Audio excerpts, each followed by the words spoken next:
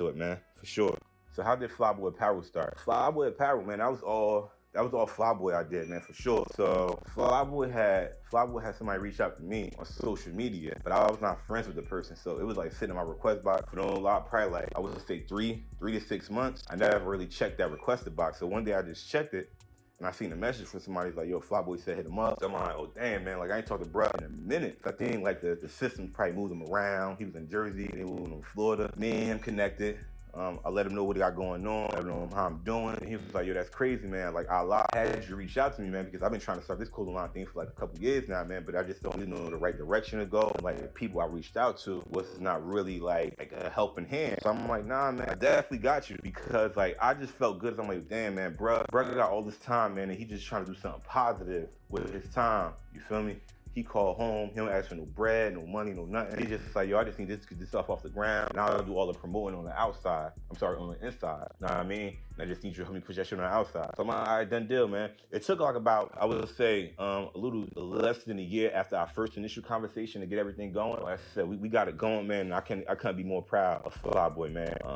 I see him got videos out right now. The website looking good. Different people rocking it. I see celebrities rocking the apparel now. So like I said, the other day I just cried a tear of joy, man. I'm like, damn, bro, we're really doing this thing. And he's doing this thing from the inside, man. Like, people on the outside right now don't even have that ambition. And bruh, like I said, bruh could have gave up.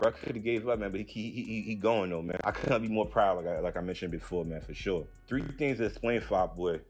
I would say perseverance, ambition, and I just say fly, for sure.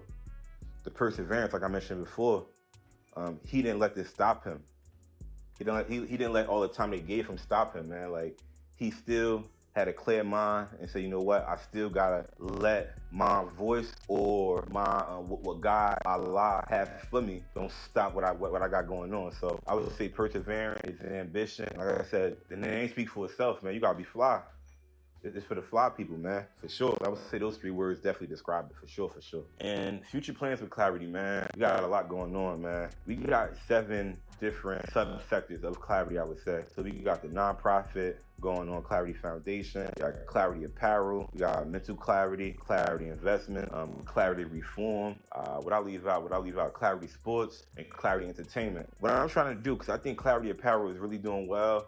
I think this year for sure, the Clarity Sports is really going to take a big turn for us, man. The Clarity Sports, because I'm just trying to bring more awareness to the sports industry and also just teaching them about financial literacy, the younger generation about financial literacy, because I'm tired of seeing these athletes go broke when they do get the bag. And also, just say, for example, you don't make it to the league, you don't make it to the next level, you still got to know about financial literacy as well. So I think that Clarity Sports One's going to take a big hit for us, and I'm really trying to bring more awareness around that reform situation, for sure. So I would say, like, all subsectors we trying to build on, for sure, but I would say that Clarity Sports, reform, and that mental clarity, the mental health aspect of the division, that's what I'm trying to bring more light to. I would say in the upcoming month, it's going to be a big year for those subsectors, for sure. Also, I know me and Flyboy, I don't want to put nothing out there right now, but me and him talked about some future collabs also, man. So be on the lookout for that. Like I said, I'm proud of my brother, man. I couldn't be more happier for my brother.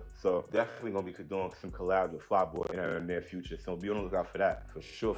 So if y'all don't know, follow me, Clarity_CV on IG. Holla at your boy. Never Satisfied Entertainment. I met my younger female at the same spot me and my uncle was at. First time I heard him rap and sing here and stood up on my arms. I had to holler at my little homie A7, so I started writing kites to him. He hit me back like he had a 10-year beard and was on his way out. I told him my plans, which he said he was already on that path and already had his city Gainesville behind him. At this time, I wanted my label to be called Flyboy Cartel Music. I gave him my whole backstory, which ain't impressed him at all. He like, nigga, I'm a boss already. After a couple of kites, I got upset, like I don't chase no nigga. He asked me a question that hit home. He asked me what this life I lived did for me. I couldn't lie to little bruh. I kept it 232%. I told him it ain't do nothing but give me heartache and pain. Crazy thing about that was the thing that got his attention. But I let him know I wanted to build a real family, built off unconditional love and respect. He signed on, became close as fuck. I seen me and him, the loyalty, flyness, smart, and determined to succeed. His dreams was mine and mine was his. We split up due to me and my uncle getting shit. I went to my different prisons In that 2-year span, ended up going behind the wall for a stabbing. My little brother Savage kept me and Fever in contact through letters. I was at my lowest. All I had at that time was Allah. Odds was against Fever, hit me and told me that I wasn't alone and that he had me. Through it all, I was him. He was me. Loved ones turned foes, tried their hardest to break me and Fever bond. We fell out of contact for a long time. I ended up getting out of lockup and landed at my spot and got my hands on the phone. This was the same time Jay Berwin, I was setting up the details of FBA. A loved one turned op, put me and Fever back in contact, and we kicked it like we never fell out of touch. I told him I had the clothing line in effect, and he said he's still trying to do the label. He already had a buzz with Never Satisfied Entertainment / Still Serving. So I said, look, I'm just going to join to what you doing. He accepted me, and I sent him $500 for my half to show him I was serious. We used to just laugh and think back when we just talked about what we was about to do. The epidemic hit hard. Fever went through some things that damn near ended him again. We fell out of contact again. I continued to focus on FBA and its growth. I ain't talked to my little bro in like 6 months. Popped back up saying Allah favored him, and he spanked the situation. He told me about how he was so focused. The loss of our baby boy Turk and the pain Fever just went through made him realize the street shit over with. I always told him the life them rappers speak about is our reality. They getting rich off our life. Let's tell our own story. He began to go hard, met the love of his life. Him and her started a business which was a bar by the name of Main Event. His mother-in-law helped him incorporate the entertainment company, and it's a go. I was so proud of my little nigga. He finally started getting Allah's blessings. He dropped a couple of songs and videos. I really felt it wasn't enough because I know his worth, but I had to understand his life was weighing on him also. So I let up a little bit and let him do him. Ups and downs hit us both in the coming months, but we always ran to each other to be that shoulder. When he wanted to quit, I said no. When I wanted to quit, he said no. He went to a family reunion one day, sent a female a message for me to look at a music video that was shot. My female looked at it and laughed. She sent me a picture, and there I was on the back of a t-shirt along with my baby boy BIP Turk, worn by Fever, that read Forever Him and BIP Turk. I mean, the feeling of one of your youngest standing 10 toes down in quicksand for you because he know you solid is a beautiful feeling. I called him on the three-way and we just laughed. He said, big bro, you him, but I'm him for real. I bust out laughing because it's facts. My youngin' the big dog, we got tested back and forth. Through the blessings of Allah, we overcame the obstacles. He stressed the fact for me to trust him and his decisions, and I did and still do. I told him I would handle all the promotion part for the labels that I could and let him know God got us. My dog Dirty and I came up with a decision to put a commercial together for FBA. His brother Roy put everything together. I was battling on what a song I was going to use. I talked to Fever and he said he just get a song. So I asked him what new music he got since he's been home. He told me on my mind. So I told him we was going to use that. He sent me a picture of him wearing Flyboy apparel in the studio. So Roy used that song and made a masterpiece for NSC/Flyboy apparel, and the rest was history. Fever seen the commercial and said it's over with. I laughed like I always do to this statement. Once again, this was true. Me as the co-owner of NSC, my plan for us is to show the world Fever. I believe in his talent and know he will be a success. We have a nice lineup, which will be Louis and our baby girl Bella. I try to show all my youngest together. We stampede, separated, we resist. Never satisfied means just that. We will never be satisfied till all our day ones are free. All our deceased family members are successful and stress-free. That all our families know how winning feels. I ask all who are in the voice business to know, with God heading us, can no mortal stop us. Never Satisfied Entertainment. I was sitting down one day, writing down all the plans that I had if I was to come up with a label, like the studio time and all the deals I would give, the kind of contracts that I would have, contracts far as like their studio time, their hours, like the kind of money they would have to spend.